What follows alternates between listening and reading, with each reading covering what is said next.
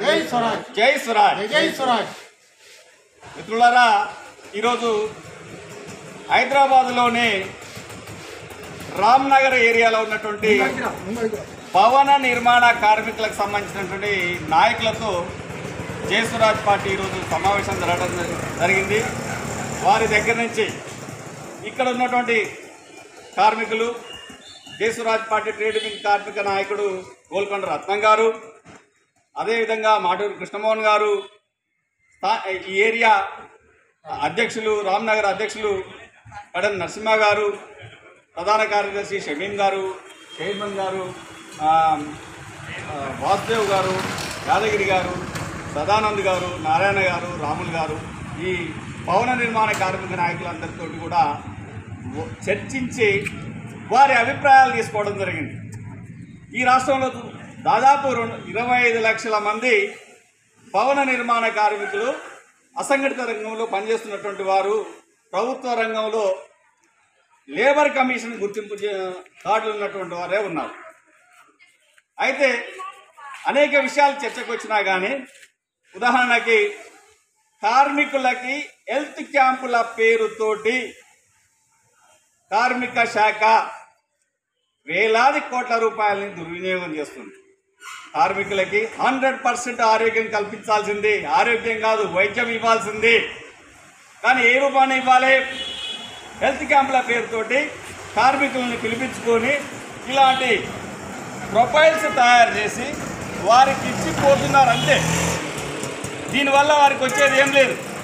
లేని రోగాలను బయటపెట్టి వారి కుటుంబాల్లో ఆందోళన కల్పించి లేని సమస్యలను రేపటి నుంచి పనికి కూడా పోకోకుండా, అయ్యో నాకు ఈ జబ్బు ఉంది, ఇది ఎట్లా మానాలి, ఏం చేయాలి, ఉన్నది అమ్ముకోవాలనా, ఏం చేయాలి, అప్పు తెచ్చుకోవాలనా, తెస్తే మళ్ళీ పిల్లల భవిష్యత్తు ఏంటి అని కుమిలి కార్మికులు బాధలు పడుతున్నారు.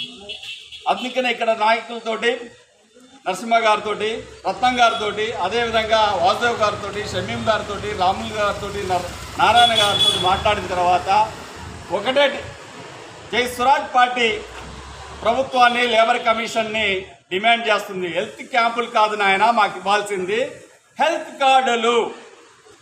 లేబర్ కమిషన్ ఆధ్వర్యంలో వేలాది కోట్ల రూపాయలని వారి శ్రమ, ఇదేదో ప్రభుత్వం ఇచ్చే పైసలు కూడా కాదు. ఈ భవన నిర్మాణ కార్మికులు అనేక ప్రైవేట్ రంగ సంస్థల దగ్గర పనిచేస్తున్నప్పుడు వారిచ్చే సెస్, అంటే వీరి ఆరోగ్యం కోసము, వీరి భద్రత కోసము ఆయా బిల్డర్స్ ఇచ్చే సెస్ లేబర్ కమిషన్ దగ్గర వేలాది కోట్ల రూపాయలు ఇప్పటికే ఉన్నది.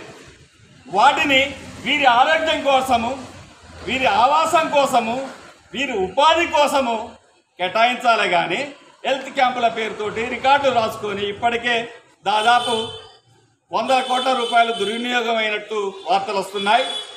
హెల్త్ క్యాంపుల్ని బంద్ చేసి ప్రతి అసంఘటిత కార్మిక భవన నిర్మాణ కార్మికులందరికీ కూడా హెల్త్ కార్డు ఇవ్వాలని జై స్వరాజ్ పార్టీ డిమాండ్ చేస్తుంది. ఈ హెల్త్ కార్డు అతనికి ఇచ్చినట్లయితే ఎక్కడ ఎలాంటి అనారోగ్య సమస్య వచ్చినా అది ప్రభుత్వ రంగంలో, ప్రైవేట్ రంగంలో హాస్పిటల్కి పోయి చూపించుకొని వైద్య పరీక్షలు చేయించుకొని మందులు తీసుకొని అవసరమైతే చికిత్సలు ఏమన్నా పెద్ద చికిత్సలున్నా ఆ కార్డుతోటి వర్తించే విధంగా ప్రభుత్వం కల్పించాలని జై స్వరాజ్ పార్టీ ఇక్కడ డిమాండ్ చేస్తుంది. ఆ డిమాండ్కి ఈ కార్మికులందరూ కూడా రేపు ముందుకు వస్తామని అంటున్నారు, అదే కోరుతున్నారు.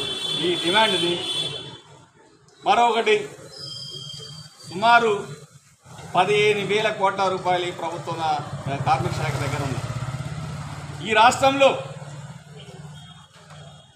పెద్ద పెద్ద భవనాల దగ్గర నుంచి చిన్న 2 గదుల ఇల్లు వరకు, రోడ్ల నుంచి ఫ్లైఓవర్ల వరకు నిర్మిస్తున్నటువంటి భవన నిర్మాణ కార్మికుడు 365 కష్టపడి చేసి వచ్చి తనకు సొంతంగా ఉండటానికి ఇంటి జాగా కానీ ఇల్లు కానీ లేని పరిస్థితి ఈ రాష్ట్రంలో మనం చూస్తున్నాము.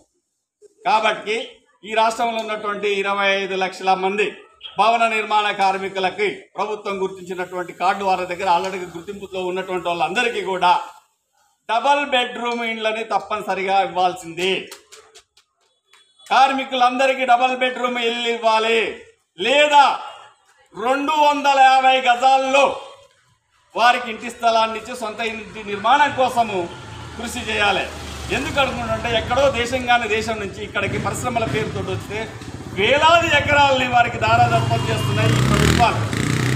ఈ భూమి మీద పుట్టి ఈ భూమి నేల మీద ఉండి ఇక్కడ శ్రమ చేస్తూ ఇక్కడ ఉన్నటువంటి వాళ్ళకి ఎక్కడి నుంచి వచ్చినోడికి పక్కోడు 500 గజాలు ఇల్లు కట్టుకుంటున్నాడు, వాడికి ఇంటి జాగా ఇస్తుంది. ఇక్కడ ఉన్నటువంటి వాళ్ళు కిరాయిలలో ఉండాల్సి వస్తుంది. వాళ్ళు శ్రమ చేసి ఆ శ్రమ అంతా కిరాయిలకే కట్టాల్సి వస్తుంది. కాబట్టి ప్రతి భవన నిర్మాణ కార్మికుడికి 250 గజాలకు తగ్గకోకుండా ఇంటి స్థలాన్ని రేవంత్ రెడ్డి ప్రభుత్వం ఇవ్వాలని జై స్వరాజ్ పార్టీ డిమాండ్ చేస్తుంది. భూములకు కుదవలేదు మన దగ్గర. హైదరాబాద్ చుట్టూ లక్షలాది ఎకరాల ప్రభుత్వ భూములు ఉన్నాయి. మన ప్రజలు వీరు, వారికి ఆవాసం ఉంటే పేదరిక నిర్మూలన అదే క్రమంగా జరుగుతుంది. కాబట్టి ప్రతి కార్మికుడికి ఇంటి స్థలాన్ని ఇవ్వాలని లేదా డబుల్ బెడ్రూమ్ ఇల్లుని ఇవ్వాలని ఈ స్వరాజ్ పార్టీ డిమాండ్ చేస్తుంది.